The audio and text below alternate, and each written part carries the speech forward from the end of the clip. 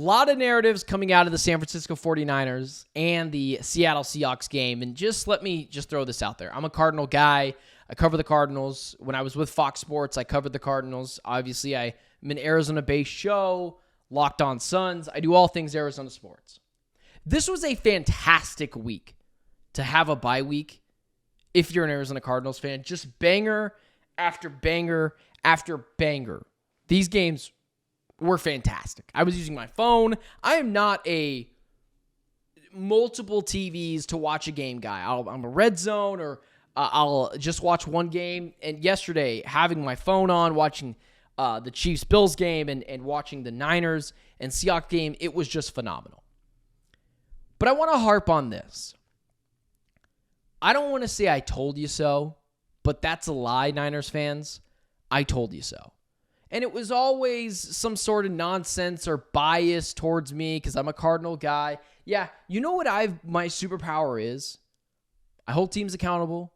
I say exactly what I think. I don't hold back. And there's oftentimes little to no bias. I knew the Niners were good last year. But I also said Brock Purdy was limited. I was right. And this year, I picked 2 teams to pull back. 2. I said 2 teams that made the playoffs the year prior that won't make it this year.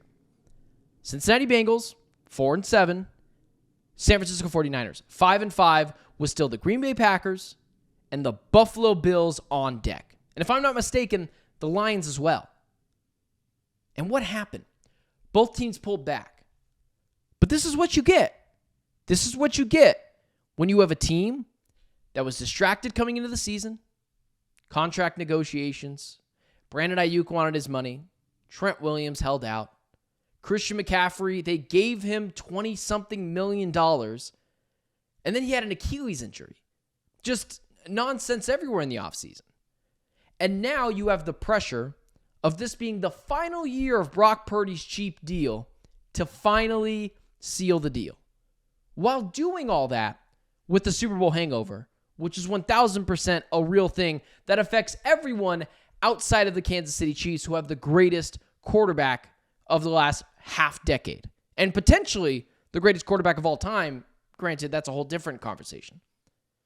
And there was a narrative out of this game that was just pure insanity. There is a large number, and growing, of Niners fans who think Kyle Shanahan needs to be fired for God knows what reason. Let me just level with 49ers fans, because oftentimes they said there's bias or whatever. If I wanted you to file, if I genuinely thought you should fire Kyle Shanahan, I would have came on here and said it.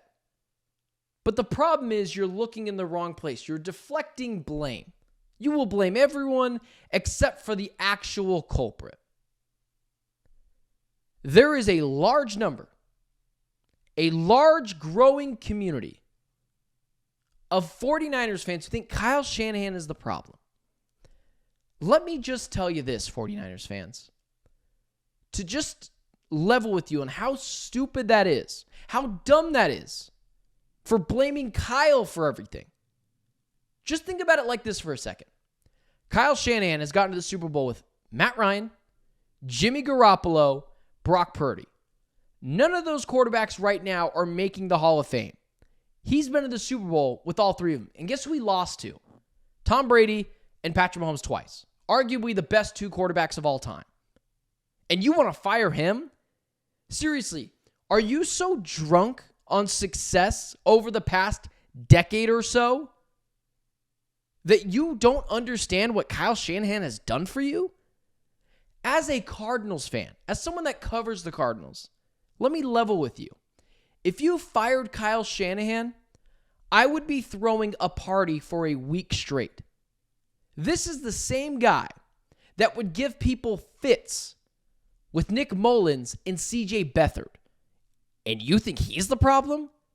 And I don't think the Niners are going to fire Kyle Shanahan because I don't think any organization is that stupid. But let me just level with you like this. If Kyle Shanahan was out in the open market right now, would he A, become the highest paid head coach of all time? Yes. And would he have teams foaming at the mouth to hire him? And if that's the case, why in the hell would you fire him? And not only that, third question, who else would you hire? You're going to go get Ben Johnson? There is zero, and I mean zero, evidence out there to show that Ben Johnson is better than Kyle Shanahan. And you can't say that about a lot of head coaches. So a head coach that's gotten to the Super Bowl 3 times, 3 different quarterbacks, Matt Ryan, Jimmy G, and Brock Purdy. 2 of those 3 quarterbacks aren't even in the league anymore, but Matt Ryan's not going to make the Hall of Fame. Jimmy Garoppolo is a backup quarterback somewhere, and Brock Purdy is the 7th round pick, the last pick in the draft. And you think he's to blame? No. Consistently for years, Kyle Shanahan has gotten more out of less out of the quarterback position, and now Niners fans are deflecting blame onto him. 3 things. If he was fired today, how many teams would be foaming at the mouth to hire him? Would he be the highest paid head coach? Both the answer to those questions, yes. And who would you hire? Who? That would be better than Kyle Shanahan right now. And if you think the pipe dream is Ben Johnson, sure. There is zero evidence to showcase that he is a better head coach than Kyle Shanahan. So that narrative is asininely bad. And as a Cardinals fan, I hope they make that decision. They won't, but I hope they do. You know, and just moving over really quickly to the main thing I wanted to talk about. Bo Nix was amazing against the Atlanta Falcons and has finally had that moment to me, maybe over the last 2 weeks, that I was waiting for with Bo Nix. Last 2 weeks, he has really popped. 28 for 33, 307 yards, 4 touchdowns, 0 picks against a defense that's got Jesse Bates, that's got Matt Judon, that's got Raheem Mostert running the show. He's been awesome. And then on the inverse, you have Brock Purdy of the San Francisco 49ers.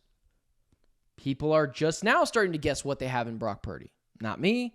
I've been saying for a long time, somewhere between the 9th and 12th, 13th best quarterback in the NFL, but he's going to get paid Tua Tagovailoa money, $55 million a year.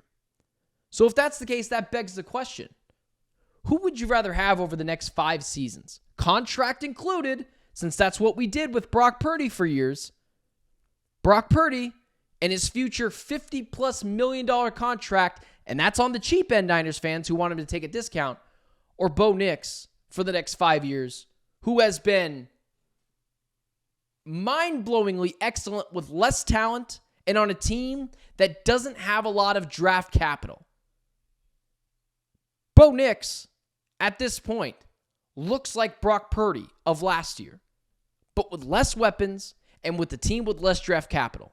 And if you're telling me through 11 games of Bo Nix and 4 years of Brock Purdy, 3 years starting of Brock Purdy, who I would rather have, contract included, right, Niners fans? That's what we said for years. Brock Purdy and his future $55 million deal to a Tagovailoa contract that is actually a discount, or even $50 million a year. Or Bo Nix at his rookie deal for the next 5 seasons. 4 years plus 1, the team option. You are taking Bo Nix every day that ends in Y. And it just shows you that the Niners are heading towards quarterback and team purgatory very soon here, if they don't figure out that Brock Purdy deal. Because they are going to have to pay him. But if they can't get him to take a Kyler Murray-like deal, this team is in shambles. And it's not like when everyone says, well, if he takes $45 million, that's a real discount. You have to understand he's going from making less than $1 million to $45 million, and that's on the low end, which I don't think he'll take.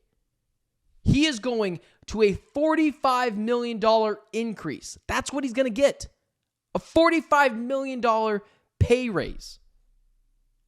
This is not the same from going from a first-round quarterback who made $25 million a year, and now they're making $45. You are going from making less than $1 million to $45 million. With all that being said, with all the things that I've seen with Bo Nix, the accuracy, the ability to win with less, huge flashes of excellence. Sean Payton has done a number with him and his contract and his age. I am taking Bo Nix every day that ends in Y over Brock Purdy right now. And it's why when you look at the Denver Broncos, you love to see where they're headed with a cheap quarterback and pretty soon loads of cap space. And then you look at the 49ers and you see where they're headed, which is quarterback purgatory. It's an interesting conversation.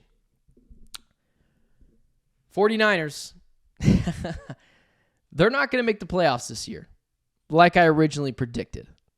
Said it with the Cincinnati Bengals, said it with the 49ers. Doesn't matter how many times I'm right, you will still argue with me.